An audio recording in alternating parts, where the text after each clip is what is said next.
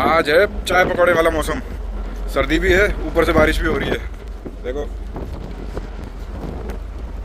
देखो कितना बढ़िया मौसम है। आज आपको बताते हैं कि जहाज एंकर पे खड़ा है, ये तो सुना होगा, इसका मतलब क्या होता है। ये देखो, ये जो जहाज है ना, इसके आगे में ये चेन दिख रही है।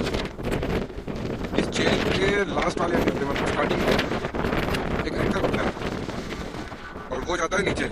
तो समंदर में नीचे जहाँ पे भी ग्राउंड होगा ना, वो एंकर वहाँ जाके गड़ जाता है और जहाज को रोके रखता है।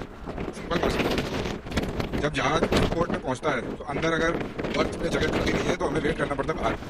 बाहर ऐसे बिना एंकर के खड़े रहेंगे तो करंट के साथ में, करंट मतलब पानी का जो भाव होता है उसे करंट बोलते हैं, वो बिजली वाला करंट नहीं। तो करंट के साथ में जहाज ड्रिफ्ट करेगा। अब एक ऑप्शन वो भी होता है, बट उसके केसेस अलग होते हैं। बेस्ट ऑप्शन होता है जहाँ पे डेप्थ कम होती है। अब ये जो चेन है ना, ये वाली चेन, ये 300-350 मीटर की होती है और दोनों तरफ होती है। दोनों तरफ एक एक एंकर होता है। तो एंकर को हम डाल के खड़े हो जाते हैं वहाँ पे।